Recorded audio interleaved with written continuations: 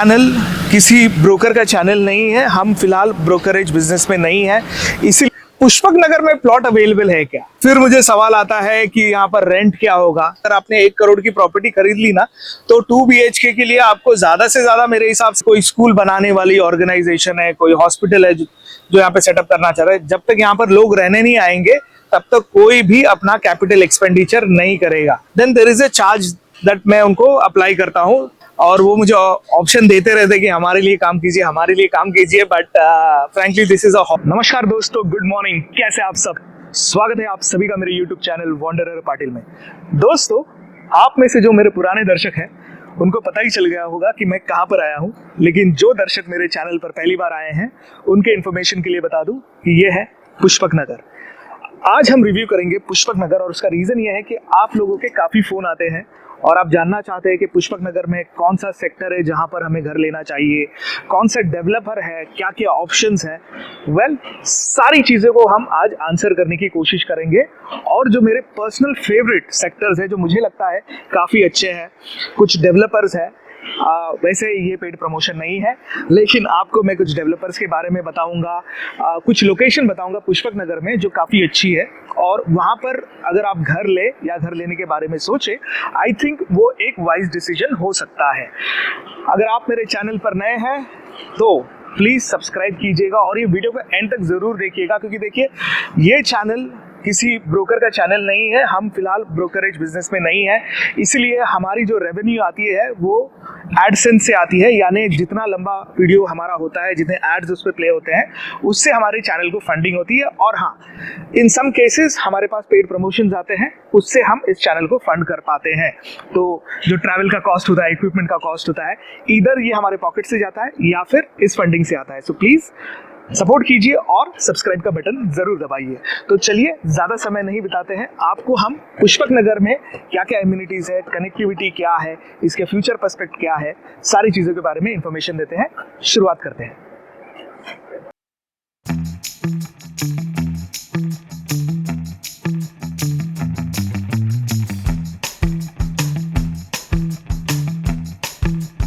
तो दोस्तों, आपको मैं पहले इंफॉर्मेशन देता हूं कनेक्टिविटी के बारे में। देखिए, पुष्पक नगर पड़ता है JNPT हाईवे पर और ये जो हाईवे है वो जाता है JNPT तक, लेकिन इसी के ऑपोजिट में है नवी मुंबई इंटरनेशनल एयरपोर्ट। अब airport, yes, it is one of the biggest reason, क्योंकि इसी की वजह से पुष्पक नगर का निर्माण हो रहा है। वो क्यों हो रहा है? क्योंकि जो एयरपोर्ट में एम्प्लॉयज रहेंगे या फिर लोग आएंगे तो उनको रहने के लिए जगह चाहिए। तो पुष्पक नगर का प्राइमरी रीजन वही था कि एक नया नोड बनाया जाए जो एयरपोर्ट से इजीली एक्सेसिबल हो। वैसे 2 ब्रिजेस हैं एयरपोर्ट से एंट्री एग्जिट के लिए, एक जाता है उल्वे की तरफ, दूसरा जाता है पनवेल की तरफ, and then there is one more जो नवी मुंबई को कनेक्ट करता है। बट अपेरेंटली पुष्पक नगर से आप एयरपोर्ट हार्डली 2-2.5 किलोमीटर का डिस्टेंस है, विच यू कैन इजिली गो। अब बहुत लोगों के मन में सवाल आएगा कि अगर हम एयरपोर्ट के यहाँ घर ले तो हम रोज फ्लाइट लेकर थोड़ी जाएंगे। बिल्कुल वाजिब सवाल है।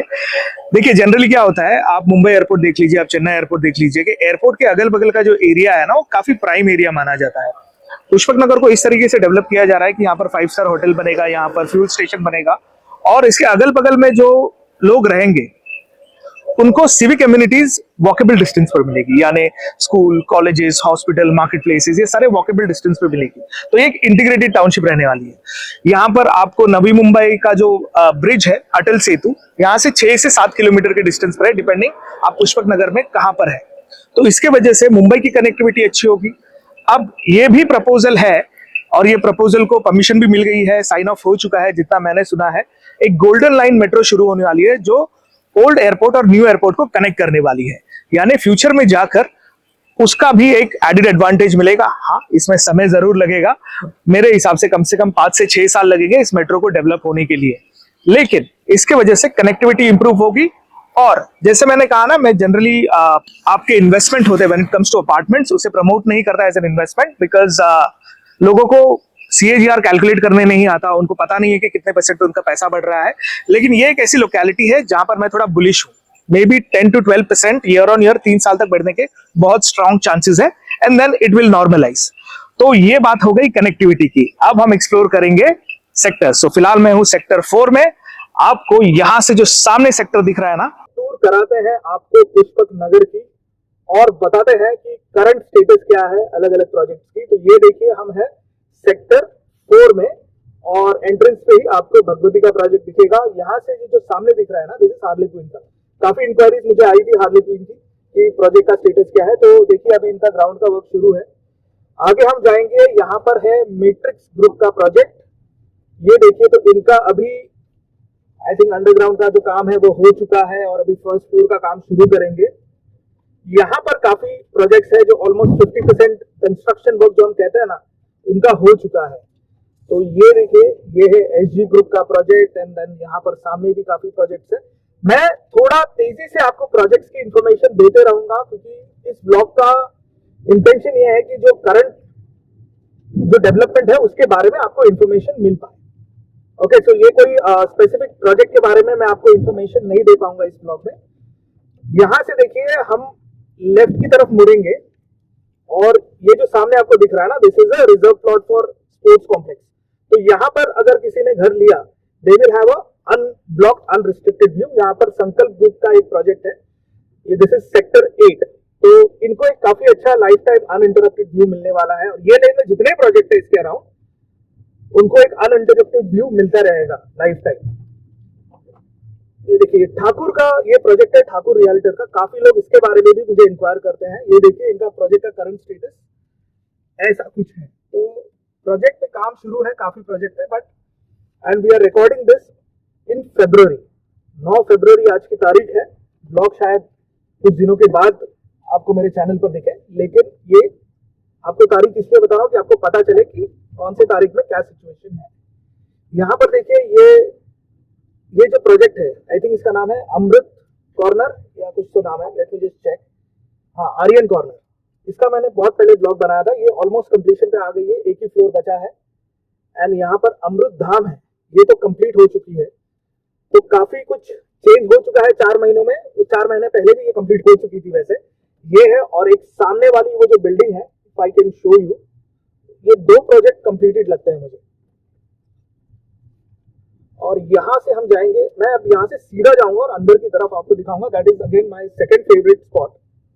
वहां पर भी लोगों को कंसीडर करना चाहिए। वहां पर कौन से प्रोजेक्ट है मैं आपको बताऊं।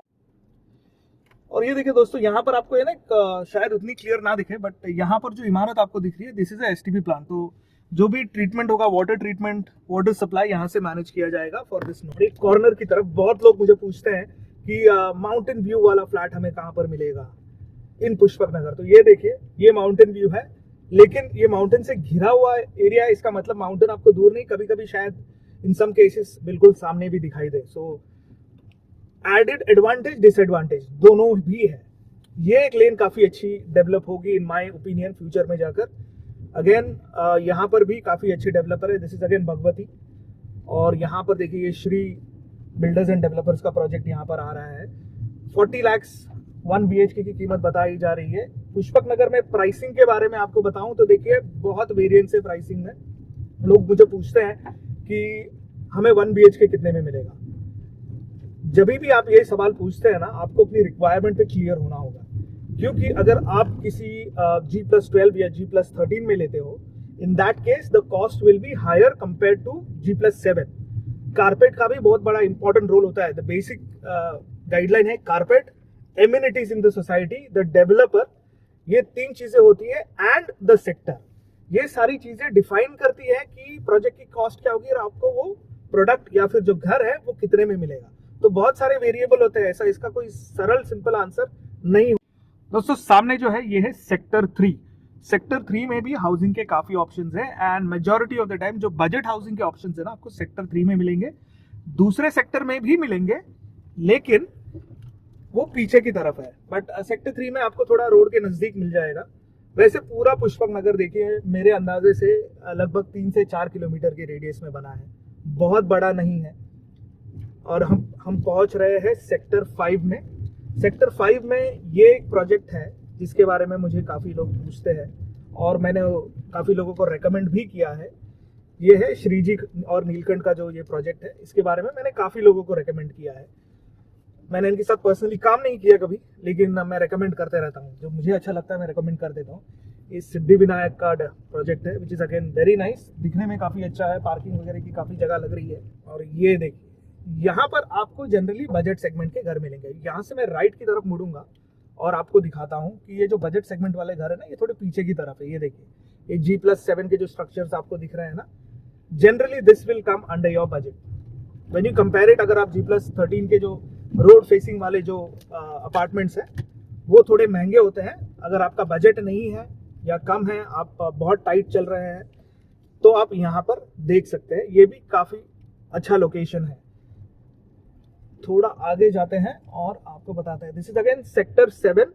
तो यहाँ पर ये वाली जो बिल्डिंग है ये बन चुकी है काफ़ी समय से और ऑलमोस्ट बिक भी चुकी है, शायद कुछ इन्वेंट। तो दोस्तों हम हैं सेक्टर 6 में और ये रोड फेसिंग है। जनरली लोगों का परसेप्शन क्या है पता है, उन्हें सेक्टर 6 बहुत दूर लगता है, बट सामने देखिए सेक्टर 6 के सामने भी रोड है और ये दूसरा एंट्रेंस है पुष्पक नगर का। ये जो पहला प्रोजेक्ट आपने देखा ना, दैट इज तेजस वैष्णवी, काफी अच्छा प्रोजेक्ट है। 82 लाख प्लस टैक्सेस, बहुत बड़े कारपेट है इनके। फिर यहाँ पर श्रीपति और यहाँ पर आगे आई थिंक दानी का एक प्रोजेक्ट है। और इस लेन में काफी प्रीमियम प्रोजेक्ट्स हैं क्योंकि रोड फेसिंग है, एलिवेशन अच्छा मिलेगा एंड देन कनेक्टिविटी के पर्सपेक्टिव से। वैसे जो मैंने कहा ना, पुष्पक नगर हार्डली 3 किलोमीटर का है, 3 से 4 किलोमीटर का, लेकिन यहाँ पर आपका जो, अगर आप अपने टाइम को बहुत ज्यादा वैल्यू करते हैं देन समय बचता है आपको ट्रैवलिंग के लिए। और ये जो साइड ऑफ पुष्पक नगर है, this is very near from the bridge, जो अटल सेतु का हमारा ब्रिज है उससे काफी नजदीक है। तो लगभग 500 से 700 मीटर डिस्टेंस कट डाउन हो जाता है। अब यहां से आगे जाते हैं और आपको और भी सारे प्रोजेक्ट्स दिखाते हैं, चलिए। और दोस्तों ये है दी एक्सट्रीम ऑफ पुष्पक नगर, यानी पीछे की तरफ आ गए हम।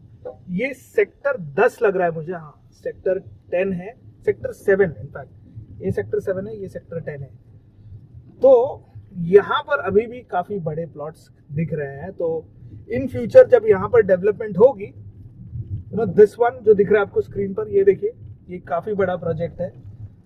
Project as in plot size काफी बड़ा है। पता नहीं ये ऑलरेडी प्लॉट्स असाइन हुए हैं या फिर सिडको काम कर रहा है इस पे और प्लॉट बना रहा है और आगे फ्यूचर में जाकर किसी डेवलपर को थ्रू ऑक्शन ये दे दिया जाए, but it will eventually keep on extending. जब मैं पहली बार आया था तो ये नहीं था, ये धीरे धीरे फ्लैटन आउट किया जा रहा है और पुष्पक नगर को धीरे धीरे एक्सटेंड किया जा रहा है। तो ये देखिए, हाँ ये सेक्टर 10 में पड़ता है, दिस इज सेक्टर 10। और यहाँ पर देखिए काफी प्लॉट्स है। और तो ये देखिए दोस्तों, ये मुझे आपको दिखाना था। तो क्या होता है ना, जनरली लोग मुझे पूछते हैं, जैसे मैंने आपने पहले भी देखा होगा माउंटेन व्यू। अब आपने मान के चलिए यहाँ पर कोई घर ले लिया, यहाँ पर आने वाला प्रोजेक्ट में बुक कर लिया और आपको पता नहीं है यहाँ पर ऐसा कुछ एक्सटेंशन हो जाए and then you may lose your view. So never buy a home just for the sake of view. आपको खरीदना चाहिए कि आपको कारपेट कितना मिल रहा है, आपकी जो रिक्वायर्ड एमिनिटीज है वो आपको मिल रही है कि नहीं, और वैल्यू फॉर मनी वाला प्रोजेक्ट है कि नहीं। तो टर्न ले लेते हैं यहाँ से, बिकॉज ये डेड एंड है। और ये देखिए, वो जो वाटर ट्रीटमेंट प्लांट में आपको कह रहा था ना, दिस इज द वन।